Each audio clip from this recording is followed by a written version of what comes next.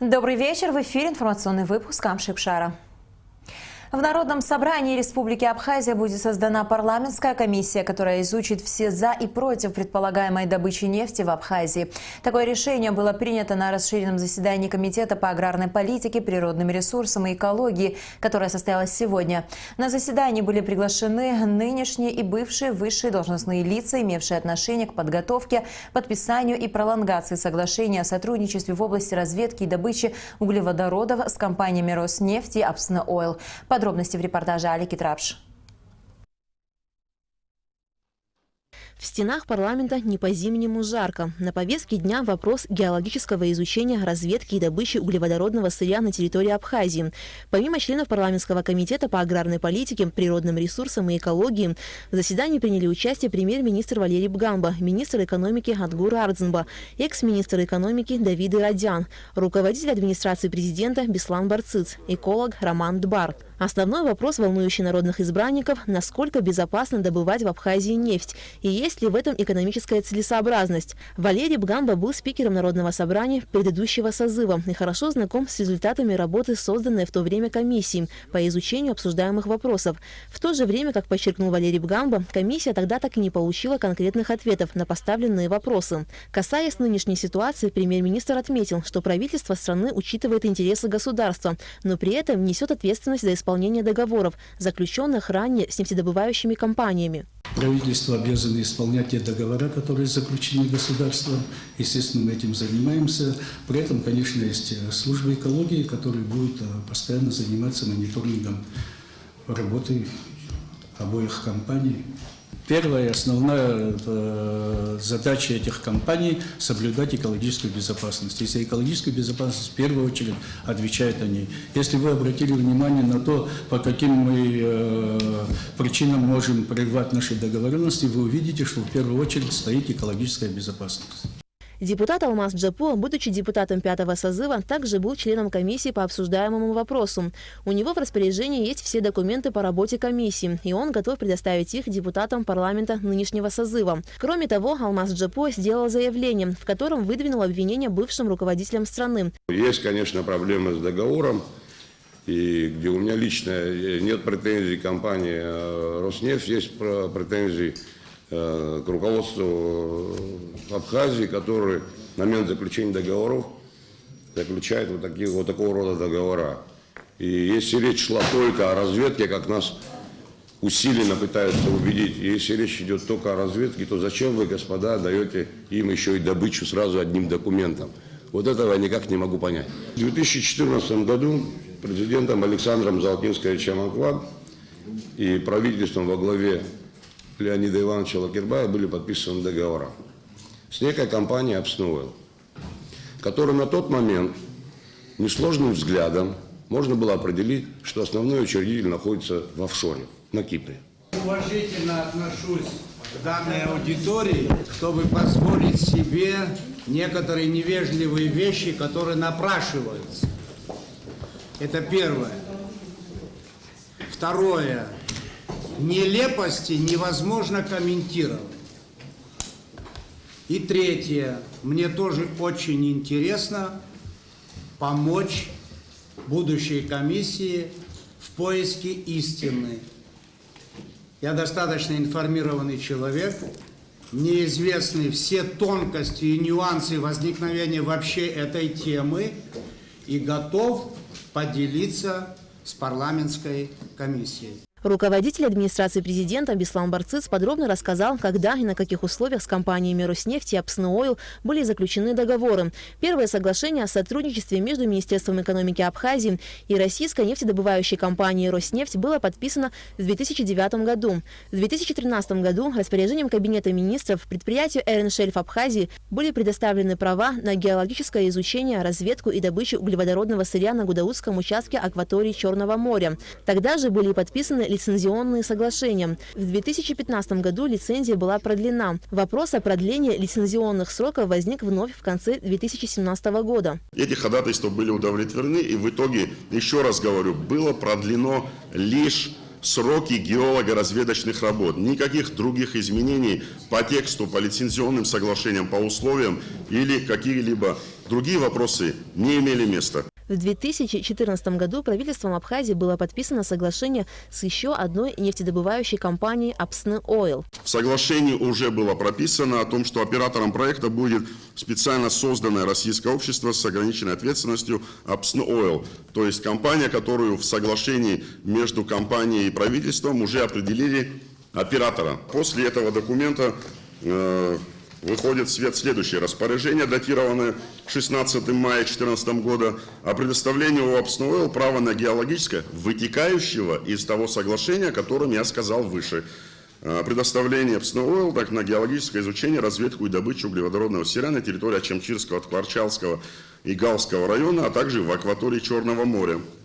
Есть такой. Тут же подписывается договор, лицензионные условия и прочее, прочее, прочее. И все условия, которые были заложены в этом документе, кроме сроков геологоразведки, ни один пункт правительства 2018 года не меняло. После двухчасового обсуждения народные избранники решили создать парламентскую комиссию, которая должна изучить все аргументы по геологическому изучению, разведке и добыче углеводородного сырья на территории Абхазии, после чего и будут приниматься решения либо по выдвижению моратория на такого рода деятельности, либо обсуждение уже новых условий договора.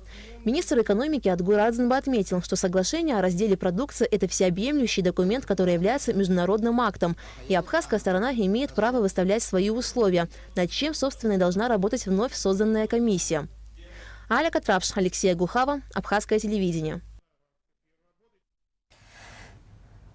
Сегодня у здания Народного собрания собрались несколько десятков человек. Это члены и сторонники инициативной группы по ратификации в парламенте 20-й статьи Конвенции ООН о противодействии коррупции. Участники акции требовали от народных избранников ускорить процесс рассмотрения проекта закона о декларировании доходов, расходов, имущества и обязательств имущественного характера публичными служащими и депутатами и принять его в первом чтении. Кроме того, инициаторы требуют ввести уголовную ответственность за незаконное обогащение. По словам участников инициативной группы, акция будет длиться до принятия парламентом соответствующего решения. Мы много раз слышали о том, что этот закон вот-вот-вот будет подставлен на голосование. И у нас есть какие-то опасения, что вот по каким-то срочным вопросам этот закон будет переложен. Мы будем ждать окончания работы комиссии по нефти.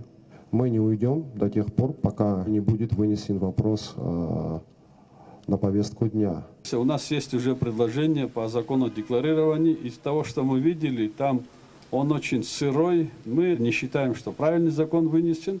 По нему тоже имеем свои комментарии. В 3 часа мы, надеемся, попадем в парламент. И где-то, наверное, в 4 часа мы тут всем скажем, что до чего мы договорились. Будущее Абхазии зависит именно от принятия таких законов. Я поддерживаю молодежь Абхазии, которая сегодня собралась здесь. И мы сегодня никуда не уйдем, пока не получим соответствующий ответ. К собравшимся вышел депутат Народного собрания Астамур Логуа, руководитель рабочей группы по продвижению в парламенте закона о декларировании доходов, расходов, имущества и обязательств имущественного характера публичными служащими и депутатами. Астамур Логуа попросил собравшихся разойтись, пообещав, что интересующий их вопрос будет вынесен на обсуждение депутатов на ближайшем заседании сессии парламента. Мы для формальности должны соблюсти все процедуры. И для этого сегодня я планирую провести комитет, через который я вынесу этот вопрос на сессию в ближайший четверг. Я надеюсь, что меня поддержат. Но даже если, чтобы вы понимали регламент парламента, работы парламента, даже если комитет в большинстве своем голосует против, депутат имеет право законодательной инициативы вынести закон на сессию, но он обязательно должен его провести через комитет, какое бы решение комитет ни принял. Как стало известно позже, закон об обязательном декларировании доходов, расходов, имущества и обязательств имущественного характера публичными служащими и депутатами будет внесен в повестку дня очередного заседания сессии парламента, которое состоится в пятницу 22 февраля. Продукция Сухумского пивоваренного завода вновь признана лучшей. На международной выставке «Продэкспо-2019», которая проходила в столице России при содействии Министерства сельского хозяйства и правительства Москвы, пивоваренный завод Сухумский был удостоен многочисленных грамот и гран-при. Гугуца Вардания узнавала, какая именно продукция получила высшие оценки. Вот уже на протяжении 23 лет Сухумский пивоваренный завод принимает участие в различных специализированных конкурсах и выставках, которые проходят на территории России. И в этот раз предприятие не осталось в стороне. Конкурсная программа международной продовольственной выставки «Продэкспо-2019» объединила ведущие профессиональные компании и привлекла рекордное количество участников. В выставке принимали участие более 2000 предприятий из 65 стран. Среди многочисленных номинаций пивоваренный завод Сухумский получил гран-при. Лучшим продуктом 2019 года признана минеральная вода «Каманская», а также безалкогольные напитки «Фруктоз», «Фихуа», «Лавр», «Мандарин», «Гранат», «Эвкалипт», в том числе и пиво «Светлое» Сухумское. Для нас это было, конечно, неожиданностью. Хотя мы знали, что наши напитки очень высокого качества, и они и безопасны, но учитывая, что в конкурсе принимало огромное количество людей, предприятий, было очень большое количество образцов, естественно, мы на гран-при не рассчитывали. Это была самая высшая награда, и гран-при мы привезли в Абхазию. Жюри конкурса высоко оценило и работу главного технолога завода Марины Герлиани. Она была награждена почетной медалью за высокое качество и дипломом лауреата выставки. Эта победа не только моя, но и всего нашего дружного, сплоченного коллектива, который идет в ногу со временем и как бы всегда стараемся делать лучше и лучше нашу продукцию. Следует отметить, что вся продукция пивоваренного завода производится при помощи высокотехнологичного оборудования с использованием только натуральных ингредиентов. Варочный цех – это одно из самых главных помещений Сухумского пивоваренного завода. Именно здесь начинается процесс приготовления продукции. В этих больших емкостях происходит влажное дробление солода. Затем солод с водой попадает в сусловарочный аппарат.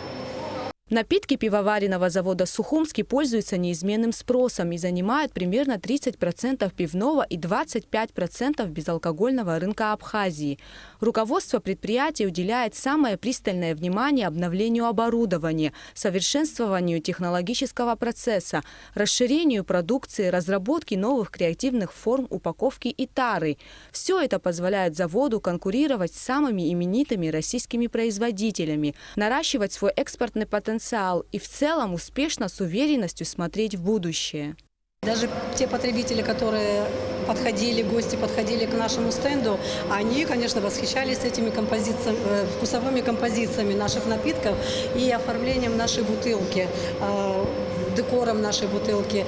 Также дегустационная комиссия также подчеркнула внешний вид бутылки, за вкусовые качества. Естественно, была нам дана награда Гран-при, выдана награда Гран-при. Сухумский пивоваренный завод имеет отлаженную систему поставок сырья и сбыта готовой продукции. Что касается продукции завода, то различные виды пива и безалкогольных напитков неоднократно удостаивались высоких наград на престижных международных конкурсах и выставках. И есть все основания полагать, что эта традиция будет продолжена. Гугуца Вардания, Степан Мартиросян, Абхазское телевидение. 21 февраля исполняется 145 лет со дня рождения основоположника абхазской национальной литературы Дмитрия Иосифовича Гулия. По уже сложившейся традиции в этот день в литературно-мемориальном музее поэта состоится памятный вечер, до начала которого к памятнику Дмитрия Гулия будут возложены цветы. Мероприятие организовано Министерством культуры и охраны историко-культурного наследия Абхазии совместно с дирекцией музея. В 11 часов у нас будет у памятника возложение цветов, а с 13 часов начнутся мероприятия, посвященные этому юбилею. Будут и доклады, и воспоминания, и чтение его стихов, и чтение его научных трудов, прозы и так далее. То есть здесь будет интересно, здесь будут песни на его стихи, будет выступать ансамбль Гунда, наши музыканты из оркестра национальных инструментов. Я думаю, что это будет всем интересно. Я всех приглашаю 21 февраля в наш литературно-мемориальный музей Дмитрия Иосифовича Гуля.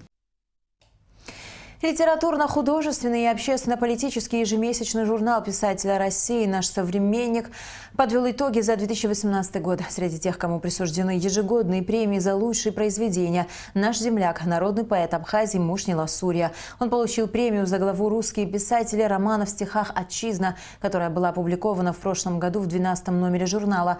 Мушни Ласурия и ранее удостаивался высоких российских наград. Был награжден медалью Пушкина за перевод романа в стихах Евгения Онегина на абхазский язык, а также Всероссийская премия Антона Дельвига за поэму «Золотое руно». И в завершении выпуска о погоде. По сообщению Гидрометцентра, завтра в Абхазии ожидается облачная погода. Ночью и в первой половине дня дождь. Местами возможен дождь со снегом. В горах и предгорьях снег. Во второй половине дня погода прояснится. Температура воздуха ночью 0,5, днем 3,8 градусов. Температура морской воды 9 градусов. На этом наш выпуск завершен. До скорых встреч в эфире.